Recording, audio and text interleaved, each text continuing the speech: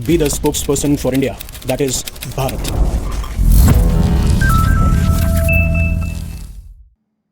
Hello future leaders. अब एक news बहुत ज़्यादा फ्लोट कर रही है और इवन काफ़ी सारे कंटेंट क्रिएटर्स ने उसके ऊपर वीडियो भी बना दिया। हालांकि मैंने ये कहा है कि जब तक आपके पास में कंफर्म्ड एविडेंसेस ना हो, ऑफिशियल डेटा ना हो या फिर ऑफिशियल स्टेटमेंट्स ना हो, जब तक आपको वेट करना चाहिए। Because I have observe that कि इस प्रोसेस के अंदर जब से इसराइल ने ईरान के ऊपर अटैक किया है, देन ईरान रिटेलिएट कर रहा है यूएस के मिलिट्री बेसिस के ऊपर। इवन यूएस भी जो है वो अटैक कर रहा है, जैसे ईरान का मिलिट्री स्ट्रक्चर हो या फिर उनकी नेवल शिप्स हों। बट इंपॉर्टेंट बात यह है कि कई बार आप इस चीज में जल्दी जल्दी वीडियो डालने के चक्कर में, व्यूज कमाने के चक्कर में बहुत कुछ गलत कह जाते हैं या फिर आपकी क्रेडिबिलिटी डैमेज होती है। और सबसे बड़ा सवाल अभी यही है, जिस तरीके से ये क्लेम किया जा रहा है कि ईरान ने जो यूएस का अब्राहम लिंकन यानी जो यूएस का एयरक्राफ्ट कैरियर तैनात था अरेबियन सी या फिर ईरान के शोर्स के आसपास, उसको डिस्ट्रॉय कर दिया गया है। और उसके बाद में आप देखेंगे दर्जनों वीडियोस वायरल हो रहे हैं, दर्जनों आर्टिकल्स पब्लिश किए जा रहे हैं। And seriously people are thinking कि जो ईरान क्लेम कर रहा है वो सच है। जिस तरीके से उन्होंने कहा कि हमने 4 जो बैलिस्टिक मिसाइल है वो दागी हैं।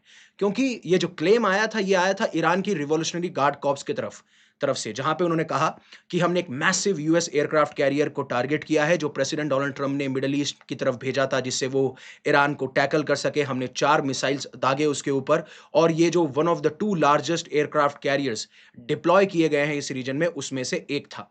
आप अलग-अलग आर्टिकल देख सकते हैं। For example, Iran targets USS Abraham Lincoln in revenge strikes after अयतुल्ला Khomeini killing.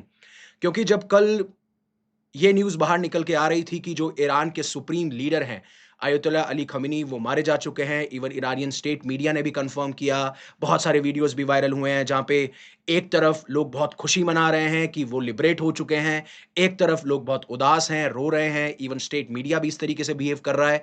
तो ये कहना मुश्किल है कि मेजॉरिटी ऑफ द मासेस क्या फ़ील कर रही हैं ईरान के अंदर।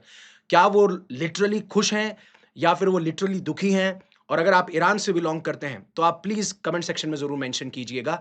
हालाँकि प्रोटेस्ट जो है ऑल ओवर द वर्ल्ड भी देखे जा रहे हैं, इवन इंडिया में भी रिपोर्ट किए गए थे। जिस तरीके से कल वीडियोज़ वायरल हुए हैं, चाहे वो लखनऊ हो या वो कश्मीर हो, यहाँ पे भी, क्योंकि मेजॉरिटी ऑफ शिया पॉपुलेशन आपको देखने को मिलेगी, जो कि रिलेट करती है ईरानियन लीडर अयतुल्ला अली खमीनी के साथ में। और फिर उसके बाद में ईरान साफ-साफ ये कहता है, we are coming at you. And इसके बारे में मैंने कल शॉर्ट भी बनाया था कि कैसे ईरान ने रेड फ्लैग ऑफ रिवेंज जो है उसको फहरा दिया था। दैट मीन्स आपने हमारे ऐसे इंसान को मारा है और अब इसका बदला लिया जाएगा, और जो रिटेलिएशन होगा वो बहुत ज़्यादा खतरनाक होगा। तो अब तरीके से वॉर ऑफ वर्ड्स देखिए, war of videos, war of information warfare, और एक एक्चुअल वॉर भी देखिए, वो भी बहुत ज़्यादा इम्पोर्टेंट है। लेकिन जो यूएस का सेंट्रल कमांड है, वो साफ-साफ ये क्लेम कर रहा है कि जो ईरान की इस्लामिक रिवॉल्यूशनरी गार्ड कॉर्प्स ये कह रही हैं कि उन्होंने अब्राहम लिंकन को 4 बैलिस्टिक मिसाइल से टारगेट किया है और डिस्ट्रॉय कर चुका है और वो सिंक होने वाला है। ये बिल्कुल झूठ है। लिंकन अभी तक हिट नहीं किया गया है और मिसाइल्स तो हमारे यहाँ पे क्लोज़ भी नहीं आई हैं, और लिंकन अभी भी कंटिन्यू अपने एयरक्राफ्ट को लॉन्च कर रहा है। जिस तरीके से हमारा एक कैंपेन है कि हम अमेरिकन लोगों को डिफेंड करना चाहते हैं, जिससे जो भी थ्रेट हमें ईरानियन रिजीम से लगता है, उसको हम डिस्ट्रॉय कर सके। और ये फिर उसके बाद में 8:34 पीएम पे जब ये क्लेम्स निकलने होते हैं, उसके बाद में इन्होंने जो पिक्चर्स हैं वो भी शेयर करी हैं। अब बात ये है कि यहाँ पे पहले जो एक था ना इनकी पोजीशन कि ईरान न्यूक्लियर वेपन बना रहा है, ईरान हमारे लिए खतरा है। I get it, from Israel perspective Iran हमेशा से कहता हुआ आया है। यूएस भी यही कह रहा था, ईरान भी इज़राइल भी ये कह रहा है और काफ़ी दशकों से कह रहे हैं। लेकिन होपफुली, जैसे वो Israeli prime minister Benjamin Netanyahu या फिर वो डोनाल्ड ट्रंप हो, अब साफ-साफ ये बोल रहे हैं, उनके वीडियोज़ भी वायरल हुए हैं कि हमें ये रिजीम ही नहीं चाहिए। मतलब क्लियरली उन्होंने यहाँ तक कि बेंजामिन नेतन्याहू ने तो ये कह दिया है कि this is a terrorist regime और ये रिजीम हमें नहीं चाहिए। और सेम यूनाइटेड स्टेट्स भी चाहते हैं कि ये जो रिजीम है, स्पेशली जो ईरान के सुप्रीम लीडर थे अयतुल्ला अली खमीनी, वो रिजीम हम नहीं चाहते हैं। बट बात ये है कि अब यूएस भी क्लेम कर रहा है कि हमने काफ़ी सारे जो ईरानियन वॉरशिप्स हैं, उनको डिस्ट्रॉय कर दिया है और धीरे-धीरे वो सिंक कर रहे हैं इन द ओशियन इटसेल्फ। और जब आप रिपोर्ट्स देखेंगे तो वहाँ पे ये कहा गया है, ट्रंप ने क्लेम किया है कि 9 Iranian warship has been destroyed and they have been sunk. तो वो एक ट्रू सोशल पे अपना जो है पोस्ट करते हैं। I have just been informed that we have destroyed and sunk 9 Iranian naval ship, some of them relatively large and important. और हम जो बाकी बचे हैं, हम उनके अगेंस्ट भी जा रहे हैं, उनको भी डिस्ट्रॉय करेंगे और वो भी आपको बॉटम ऑफ द सी में फ्लोट करते हुए दिखा जाएंगे. इवन जो उनके नेवल हेडक्वार्टर्स हैं, वो भी हम डिस्ट्रॉय कर चुके हैं. अदर देन दैट, जो उनकी नेवी है, वो बहुत अच्छा काम कर रही है. Their navy is doing very well. So it's a kind of sarcasm as well. But आप बोलेंगे कि सर, जब आईआरजीसी क्लेम कर रहा है, तब आप नहीं मान रहे हैं, और जब यूएस के सेंट्रल कमांड ने कहा कि नहीं, उन्होंने डिस्ट्रॉय नहीं किया है, तब आप मान रहे हैं. पहली बात तो यह है कि एक तो कोई पुख्ता वीडियो बाहर नहीं निकल के आया है. जब मैं बात करता हूं कि जो ईरान क्लेम कर रहा है अब्राहम लिंकन को लेके, क्या वो सही है? राइट? ना उन्होंने कोई सैटेलाइट इमेजेस शेयर करी हैं, ना उन्होंने कोई ऐसा वीडियो शेयर किया है जिसमें मैं ये कह सकूं कि हाँ, स्ट्राइक्स वहां पे हुई है. आप देखिएगा, चाहे यूएस हो, इसराइल हो, ईरान हो, जब भी रिटेलिएशन कर रहे हैं, जब भी कोई स्ट्राइक कर रहे हैं, तो इसके बारे में आपको कोई ना कोई विजुअल्स या कोई ना कोई वीडियो देखने को मिल रहा है. इवन आप ऑथेंटिक रिपोर्ट्स पे भी बात कीजिएगा, जब ग्राउंड रिपोर्ट से बात आ रही है. जब एक दूसरे से बात आती है तो आपको इंफॉर्मेशन वॉरफेयर लगता है वो कई बार, कि हाँ, साइकोलॉजिकली अटैक करने की कोशिश की जा रही है, या global media, global world order को ये भेजा जा रहा है कि ईरान को आपका मत समझना, हमने आपके एयरक्राफ्ट कैरियर को डिस्ट्रॉय कर दिया है. बट मैं इनकी बातें क्यों मानूं? मेरे को इनकी बातों को भी तो वेरीफाई करना पड़ेगा ना. तो जब मैं वेरीफाई करने गया, उससे पहले अनअकैडमी जो है, अब 9 महीने नहीं, 2 साल का करंट अफेयर्स आपके लिए लेके आया. डिस्क्रिप्शन में आपको लिंक मिल जाएगा. बहुत ही बेहतरीन बुकलेट्स हैं अगर आप प्रीलिम्स 2026 को टारगेट कर रहे हैं तो. अब यूएस सेंट्रल कमांड क्या करता है? पोस्ट करता है कि एक ईरानियन जमरन क्लास कॉर्वेट जो है, उसको यूएस फोर्सेस ने स्ट्रक किया है, या फिर उसके ऊपर अटैक किया गया है as a part of operation epic fury, जो कि डोनाल्ड ट्रंप ने लॉन्च किया. अब ये करंटली जो शिप है, वो गल्फ ऑफ ओमान के अंदर सिंक कर रही है एट चाबहार पेयर. तो यहां पे देख सकते हो, ये वाली जो लोकेशन है चाबहार पेयर, जो ये मैं रोटेट कर रहा हूं, और ये जमरन क्लास कॉर्वेट के बारे में बात कर रहे हैं. तो फिर उसके बाद में मैंने थोड़ा और सर्च जब किया, तो आप देखेंगे काफी सारी ऐसी ऑर्गेनाइजेशंस हैं जो सैटेलाइट इमेजेस हैं उनके लिए रिक्वेस्ट डालती हैं, उनके लिए एक्सेस करती हैं कि क्या आपके पास में सैटेलाइट इमेजेस हैं. तो जब मैं इस अब्राहम लिंकन एयरक्राफ्ट कैरियर के बारे में सर्च कर रहा था, तो मुझे जितनी भी मोस्टली ये जो एजेंसीज होती हैं जो सैटेलाइट इमेजेस के लिए फाइल करती हैं कि हमें सैटेलाइट इमेजेस चाहिए, because they work in that direction. मतलब काफी बार ये जो है इन्हीं पे आर्टिकल्स लिखती हैं कि हमारे पास में सैटेलाइट इमेजेस हैं. अगर यूएस ने वो रिलीज करी होती तब भी फाइन था, ईरान ने रिलीज की होती तब भी फाइन था.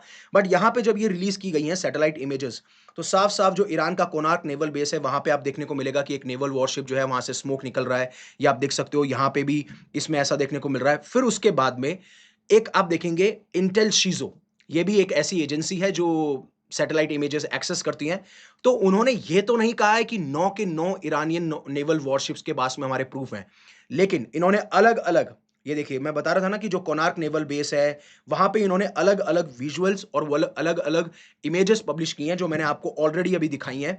उसमें यह कहा गया है कि हाँ, जमारान जो है वो संक हो चुका है, बयानदार जो है वो भी संक हो चुका है, नकदी जो है वो भी संक हो चुका है. बाकियों का अभी इनको इतना आइडिया नहीं है.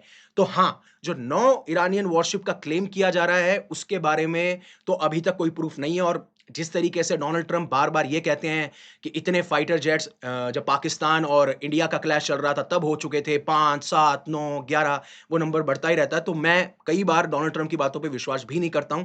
बट जब सैटेलाइट इमेजेस को मैंने चेक किया, सेम प्रोसेस मैंने अप्लाई किया था अब्राहम लिंकन के लिए भी, बट मुझे कहीं पे भी कुछ भी डेटा नहीं मिला है. और जब ऑफिशियली ये कह रहे हैं कि ऐसा नहीं है, और ना ईरान की तरफ से कोई वीडियो रिलीज किया गया है, और आप खुद सोचिए कि अगर ईरान ने सही में टारगेट किया होता और वो सिंक कर रहा होता, उसका वीडियो जरूर बाहर निकल के आता, और ईरान डेफिनेटली वो शेयर करती, क्योंकि that will be a big win for them.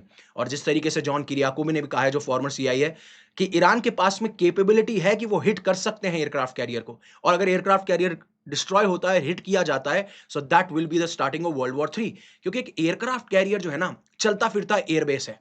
Obvious सी बात है, सी के ऊपर कोई जमीन नहीं है, और आपको एक ऐसी वॉरशिप, ऐसी मशीन, ऐसे ऑब्जेक्ट चाहिए जो एक बेस की तरह एक्ट करें, जहां से आप एयरक्राफ्ट कैरियर को लॉन्च कर सकते हो, मिसाइल्स को लॉन्च कर सकते हो, इवन आपको उसको प्रोटेक्ट करने के लिए मिसाइल डिस्ट्रॉयर्स आपके पास में होते हैं, एंड व्हाट नॉट. तो बहुत इंपॉर्टेंट चीज है, और उसका वीडियो वायरल ना हो, ऐसा हो नहीं सकता, क्योंकि that will be a big win for Iran. And I don't think so कि अगर ईरान ने सही में ऐसा किया होता तो उसका वीडियो वायरल ना हुआ होता. लेकिन हाँ, मैं ये भी कह रहा हूं कि जो 9 ईरानियन नेवल वॉरशिप के बारे में बात की जा रही है, I don't think so that is also a right claim. But हाँ, 3-4 ऐसी शिप्स हैं जिनकी इमेजेस बाहर निकल के आ रही हैं. अब जब ऑपरेशन एपिक फ्यूरी लॉन्च किया गया था, याद ध्यान रखिएगा, operation roar of the lion is launch by Israel और ऑपरेशन एपिक फ्यूरी जो है वो आपके यूएस ने लॉन्च किया है। इनका सीधा सीधा एक ऑब्जेक्टिव ये है कि ईरान का जो मिलिट्री कमांड स्ट्रक्चर है उसको खत्म कर दो। कोई भी टारगेट जो हमारे लिए खतरा है उनको खत्म कर दिया जाए, चाहे से इस्लामिक रिवॉल्यूशनरी गार्ड कॉर्प्स की कमांड और कंट्रोल फैसिलिटीज हो, उनका डिफेंस सिस्टम हो, उसका मिसाइल एंड ड्रोन सिस्टम हो, सबको टारगेट किया जाना चाहिए जो आने वाले टाइम पे हमारे लिए थ्रेट बन सकते हैं। और इस ऑपरेशन एपिक फ्यूरी के तहत यही किया जा रहा है। और जहां तक आप जमरन क्लास की बात करोगे ना, कहा जाता है कि इसमें मैरिटाइम सुसाइड ड्रोन्स को डिप्लॉय किया गया था जिससे कि ये टारगेट कर सके उस यूएस कैरियर स्ट्राइक को जो कि अभी स्ट्रेट ऑफ हॉर्मुज के आसपास ऑपरेट कर रहा है। लेकिन जब से यूएस फोर्सेस ने इनकी नेवल शिप्स को टारगेट करना शुरू किया, बिकॉज उन्हें भी पता है कि सबसे पहला अगर हमें अटैक कोई देखने को मिलेगा तो वो हो सकता है कि जो ईरानियन नेवल वॉरशिप्स हैं वहीं से अटैक आए एयरक्राफ्ट कैरियर की तरफ। हाँ, बैलिस्टिक मिसाइल का डर तो है ही, और जो रिटेलिएशन आप देख रहे हैं, जिस तरीके से इजराइल ने अब तेहरान के हॉस्पिटल पे अटैक किया है, फिर ईरान ने क्या नाम है इजराइल के ऊपर अटैक किया, they are very small news, और मैं हर एक स्मॉल न्यूज को अगर बनाने लगूंगा दैट डजंट मेक सेंस। अब बता, जो रिपोर्ट्स बाहर निकल के आई हैं, जमरन जो ये वॉरशिप था इसके ऊपर लगभग 80 ईरानियन नेवल क्रू था। अब पता नहीं है कि कितने जिंदा है, कितने शहीद हो गए हैं, वी नेवर नो, मतलब we don't have any idea about it. But जब ट्रम्प से ये पूछा गया कि ये ईरान कन्फ्लिक्ट क्या स्केड्यूल पे चल रहा है, तो ट्रम्प ने कहा कि हाँ, ईरान कन्फ्लिक्ट बिल्कुल एकदम स्केड्यूल पे चल रहा है, ये 4 हफ्ते रुक सकता है, बिकॉज बड़ी कंट्री पे जब असॉल्ट होता है तो इट टेक टाइम। तो अब इन्होंने ये कह दिया कि सब कुछ जो हमारी प्लानिंग है उसी के हिसाब से हो रहा है, 4 हफ्ते तक इसमें लग सकते हैं।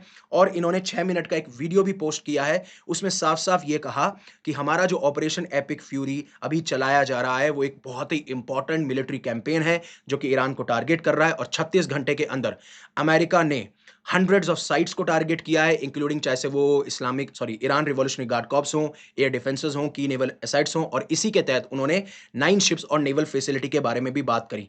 वहीं पे इन्होंने कहा कि ईरानियन ऑफिशियल जो है अब सरेंडर की बात कर रहे हैं, इम्यूनिटी की बात कर रहे हैं।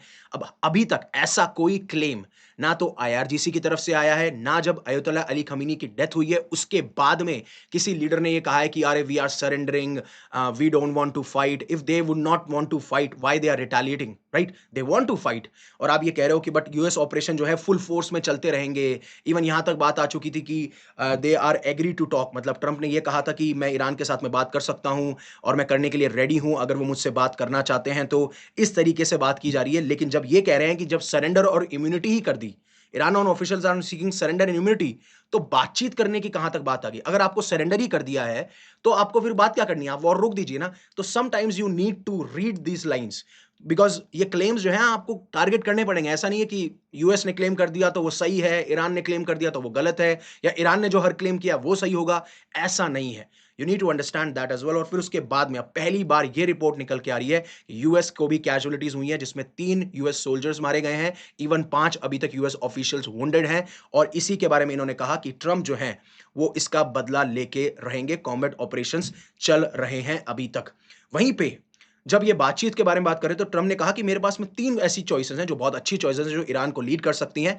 मैंने शॉर्टलिस्ट कर लिया है, बट हालांकि मैं आपको वो नाम डिस्क्लोज नहीं करूंगा। जैसे जैसे चीजें आगे बढ़ती जाएंगी, जो हमारा काम है, पहले हम जॉब फिनिश कर लेते हैं, उसके बाद में बात करेंगे। देखिए, यही सारी चीजें थी जो कहने की कोशिश वो कर रहे थे स्टार्टिंग से।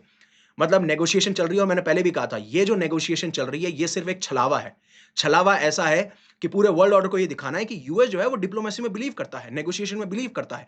इवन ओमान के ऑफिशियल ये कह रहे हैं कि ईरान मान चुका था कि वो अब यूरेनियम का एनरिचमेंट करेगा ही नहीं, बिल्कुल भी नहीं करेगा, सस्पेंड कर देगा। लेकिन जैसे वो मानते हैं उसके बाद में ही अटैक आपको देखने को मिलता है। तो साफ साफ इंटेंशन ये है कि ईरान की रिजीम को हटाना था, सबको पता है।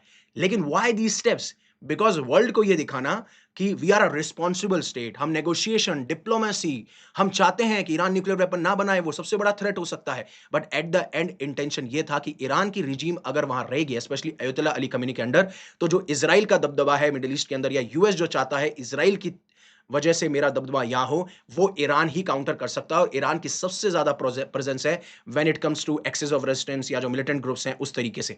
मैं ईरान की रिजीम को सपोर्ट नहीं कर रहा हूं, मैं यहां पे आपको फैक्ट और एनालिसिस बता रहा हूं, राइट?